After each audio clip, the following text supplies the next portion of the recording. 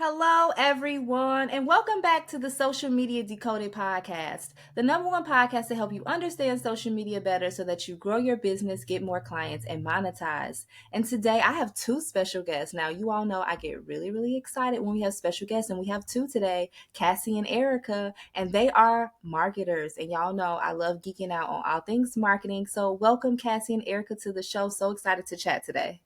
Thanks for having us. We're so excited to be here. That's awesome. Yes, and I just got off of their podcast, you all, so you'll definitely have to go and check that out. And today we're going to be talking all about mastering social influencer marketing, all the things, because we are pros. And so if you want tips for the pros, get ready to get your pens and notepads out because gems will be dropped. So Cassie, Erika, could you let the listeners know a little bit more about you and your business and how did you get started? You go first. Yeah, so together we run Marketing Happy Hour, which is a community for millennial and Gen Z marketers to really connect with one another, grow in their career, and just identify new strategies to implement in their brands. And we created this back in 2021 during the pandemic when we wanted to find a way to kind of take our career that we've built and share insights that we've learned with others. And we felt this need and gap in the market where a lot of marketing podcasts out there are speaking with, the C-suite executives, the people who have really made it. And so we wanted to talk with our peers and just hear what they're doing in their day-to-day and how they've grown so far and what their goals are and how they plan to get there. And so it started on Clubhouse, it transferred over to podcasting. And now since then, we've kind of built a little bit of a community on social, email, and we have lots of plans in store for just digital products, courses, hopefully all the things. So super excited to see where that takes us. Ooh, so exciting. I heard courses because you all know I love a good digital product, and we just got done talking about that on your podcast. So I love it. I love it. So I'm all about community building. So I want to dive into that. Can you all share some community building strategies that have worked for you in the past? I know you said Clubhouse, which was a really good one. And how can we implement these strategies on and offline? Yeah, absolutely. I think it's important to kind of dig into your community, just like you said. It's so important. Those are the people that are going to be buying from you when you eventually sell something. Those are the people that really love you and are really engaged with what you're offering. And I think the way that you can kind of take it beyond the social media, beyond the Instagram, beyond the TikTok, beyond the comments and DMs is really hosting a unique place for people to connect with each other and with you. So whether that's a site like Slack or Geneva or some of those like group platforms, we're actually starting a Geneva for our Marketing Happy Hour insiders. We had a LinkedIn group for a while. LinkedIn groups are not super awesome right now, even though that's my favorite platform. So I hate to bash on them, but they're just not 100% what we were looking for. So I think just getting off of the platform and into something like that, or hosting events in real life where you can kind of, get to know your audience members up close and personal, that's really impactful. That's going to stick out in someone's mind when they're eventually looking to buy from you or the brand that you work for, things like that. Cassie, I don't know if you have any additional tips. Yeah. So like Erika said too, I think it's important to try a number of different platforms and see what sticks with your audience. Like she said, if you want to dabble in LinkedIn groups, it doesn't seem to be connecting with your target market, maybe try another platform and just see what happens with those. The other thing I would say too is just to really be open and share your story, share your personal life, however much you want to share. Obviously, you don't have to share everything like you were saying, Michelle, on our show, but I think really allowing people to connect with you on a personal level because people want a place where they feel heard, where they can resonate with other people and just also share. So I think the more that you share, the more others will feel open enough to share themselves. And that creates this foundation and community of trust and just feels like they have people that they can go to when they're facing whatever it is in their business and life. So share your story, take people on a journey. If you're launching a new product, launching a new initiative, a service, like allow them to come into that journey with you, show them each step you're going through in the process to building that. And again, that's not only going to teach them, but they're going to feel like they can really connect with you on a deeper level than if you're just sharing, the very end product with them. I love that. And Geneva, I heard you talk about Geneva. I love Geneva. I actually had the community manager of Geneva on the podcast. So you all go That's back. awesome. Her name is Kimberly. Check out that episode because I love Geneva. I've used it for so many amazing groups. I use it for my mastermind program. I use it for my clients. They have brand ambassador programs.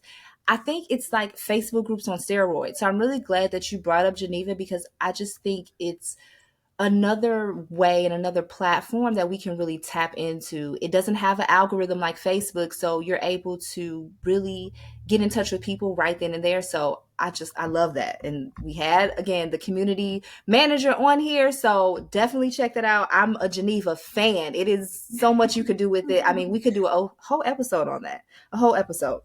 So I want to talk about brand partnerships because there's a lot of influencers that listen. I'm an influencer. I love influencer marketing and it's going in a different direction. Okay, it's 2023. It's not the same as it used to be back in the day, but there's still so much opportunity. So what are some brand partnerships ideas that have successfully driven engagement or conversions for your clients? Or maybe you've seen some influencer campaigns and you're like, that is a really good idea. And I think that more people should tap into that.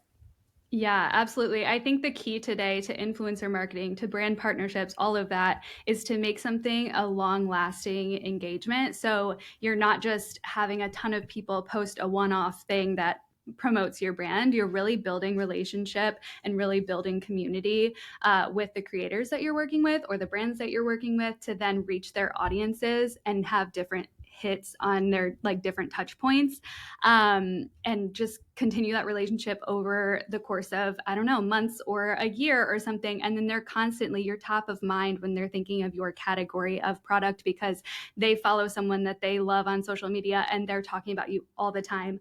I think something else that's really important when it comes to brand partnerships, influencer marketing is getting off of social media.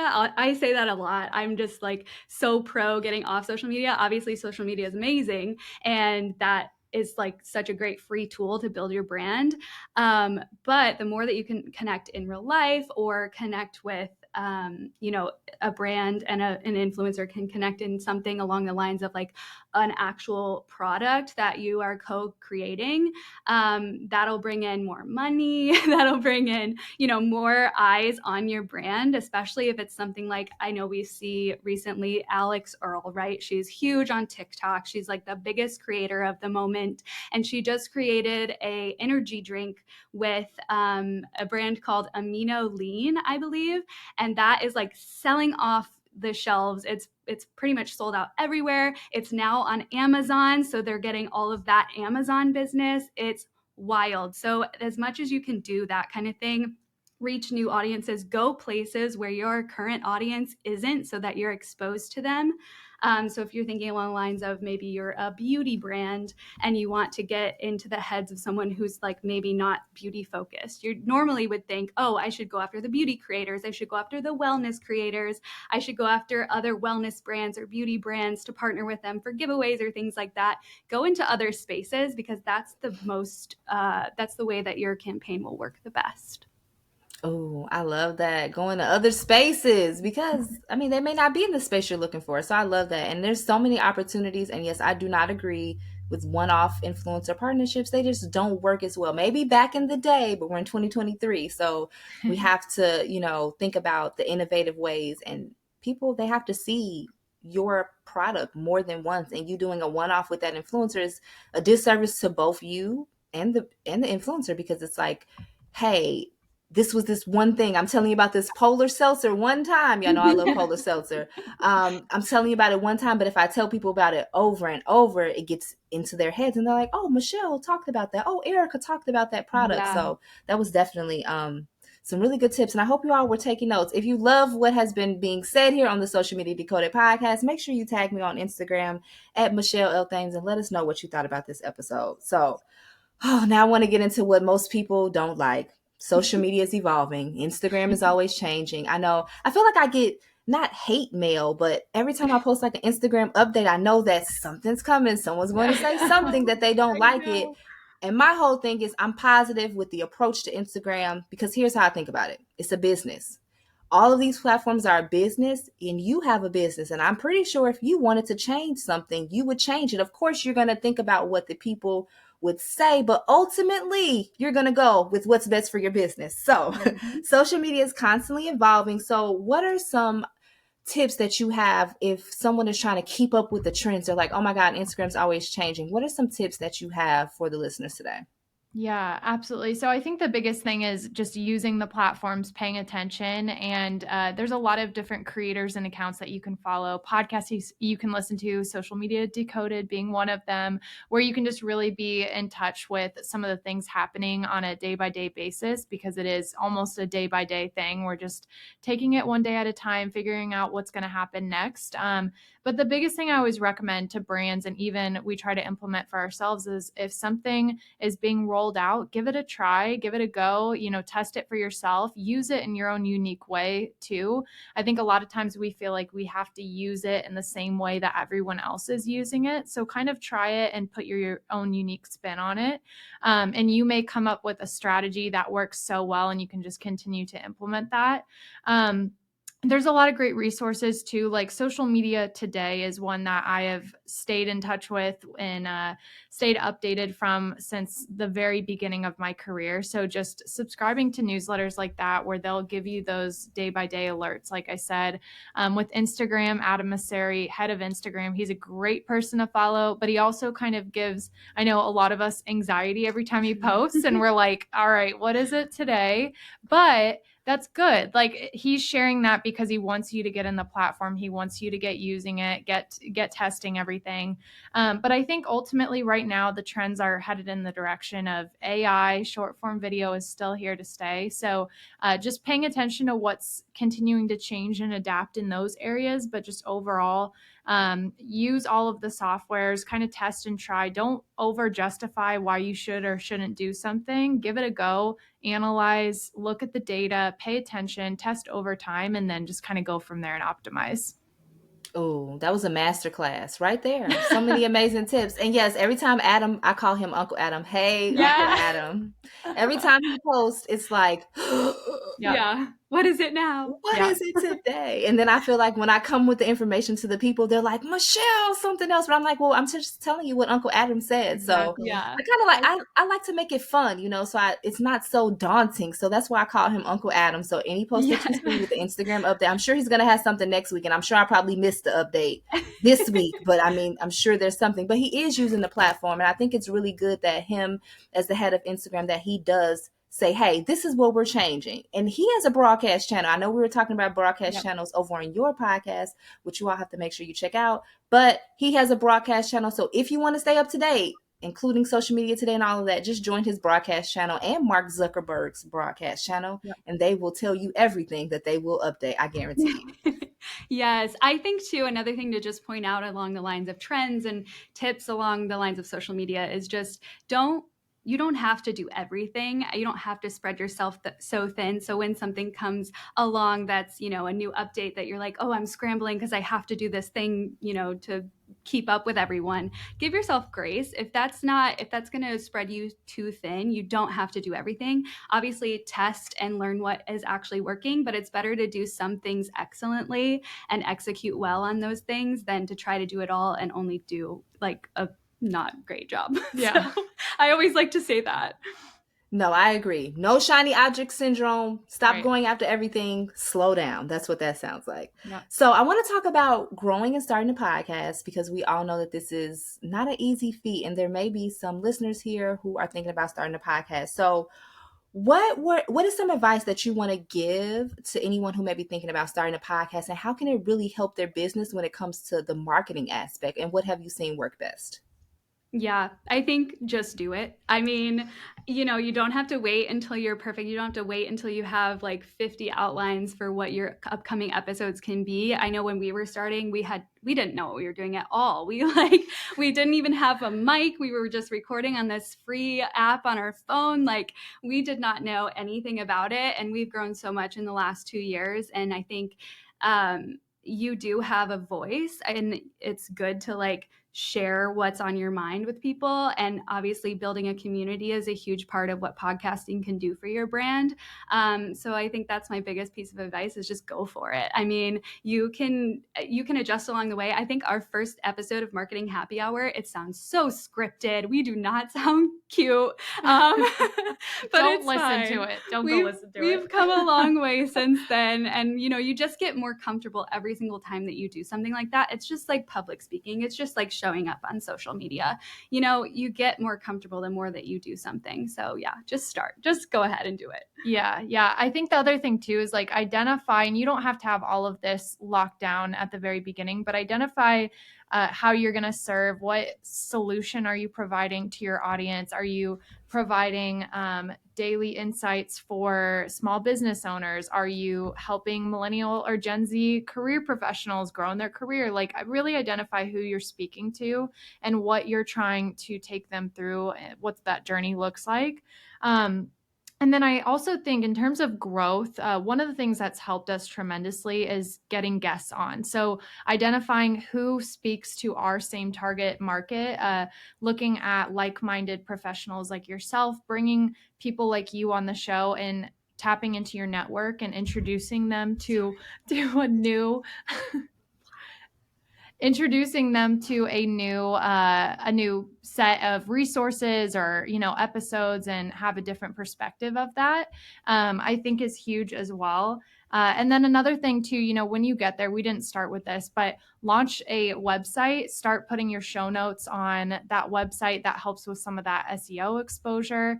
But I would say, yeah, guests are huge. And then social media, making sure you're promoting that consistently there, sharing those video snippets and really value-driven content pieces around that podcast. And you'll learn too what your audience really is looking for from you. I mean, we started out with interviewing just social media managers and just marketing professionals anywhere we could, but we're branching out and we're interviewing people in the mental health space to kind of help with, having, anxiety and things as a young professional. We just released an episode with a financial creator who gave us tips on, how to get out of debt or how to, save money or be investing in the right way. So I think it'll come to you as you move forward in what you're doing. And that's my main advice. Yeah, no, I love that too. And I definitely agree. I started out strictly with just marketing professionals. I mean, it's kind of still like that, but I definitely have some episodes with some health professionals and helping us understand our health when it comes to social media. I always try to relate it back to that, but I definitely agree with you. You want to open up and go to different avenues, because then you bring in different types of people, and it's just really fun to talk to a lot of different people and interview different people. I love podcasting, so everything you said was on point. So this next part of the podcast is one of my favorites. It's about books. And have there been any books or resources that have helped you along your entrepreneur journey that you would like to share with the listeners here today? Yes. So if you're building a business or you're in operations or whatever, Leadership Traction by Gino Wickman is a fantastic book. It's awesome. And I look at it as kind of a playbook. So even after you read it, keep it on your bookshelf, go back to it from time to time and assess that as you're building out your operations process and your team and things like that. Another one is Best Story Wins by Matthew Lunn. It's more for the marketers, people who are crafting brand messages. Matthew is a Pixar story writer, and so he weaves in some of that Hollywood storytelling and shares with you how to really create these compelling brand stories. If you are a course creator, Amy Porterfield's course on literally how to create a course is fantastic. She uses a platform called Kajabi. So if that's something you're interested in and you love that platform, she walks you through the process for building that out. But those are 3 of my recent favorites. Yeah, that's awesome. And I recently haven't read that many business books. I used to be huge in the business book space. I would read one like every single month, but lately I've just trying to get my headspace into like not always thinking about work all the time. So I love a lot of fiction books, but one of the books that I read in the past that I really liked, being on the side of brand marketing, brand partnerships, things like that. One of my favorite podcasts is by a man named Guy Raz, and it's called How I Built This. And he actually wrote a book as well that's really, really good. I think I read it last year. Highly recommend. But my favorite place to get like business advice, tips, like inspiration is actually through podcasts. So a few of my favorites are Second Life with Hillary Kerr. It's all about women or people in business that have taken a different path, like maybe taken a leap into something new and started a new business. And then another good one is Life with Mariana, who is the founder of Summer Fridays, one of my favorite brands. And I just really like to hear all of the insights that people share on those podcasts. So yeah, that's for me. Oh, no, I love all the good recommendations and Attraction. That's a really good book. You reminded me to pick that back up, and just it's a book that you continue to pick up and go back to. A lot of these books are, I think a lot of people share really great resources here, but I agree with you too. It's good to get into some books that are not about business. So I definitely need to pick up maybe a book this week, maybe a murder mystery or something. I don't know. I kind of like those books. Yeah. And I can listen to it on Audible, and maybe it'll be like a TV show. So I'm going to get into that. So thanks for sharing that. This has been such an amazing episode. Thank you so much, Cassie and Erika, for coming on the show today. But before we head out, can you let the listeners know where can we find out more about you? Where do you hang out online? And if you have any resource that you would like to share with the listeners here today. Yeah, absolutely. You can find our business marketing happy hour on all platforms. I believe we're at Marketing Happy HR. We have a website, marketinghappyhr.com, and we also have a freebie called the Dream Career Workbook. And it's 5 steps to really get you excited about and working towards your dream career. And you can find that at marketinghappyhr.com/freebie. And then Cassie and I are also on all the socials. I'm eSpitz on Instagram, ESPITZ, and she's Cassie Joy Tucker. Yes. Well, thank you so much. We'll make sure we put all of that in the show notes as well. But thank you both so much for coming on and dropping so many gems. Make sure you might have to go and listen to this again. I know you all like to binge the podcast episodes, so definitely go back and take some notes. But thank you so much, Cassie and Erika, for coming on to the show today. Thanks for having us.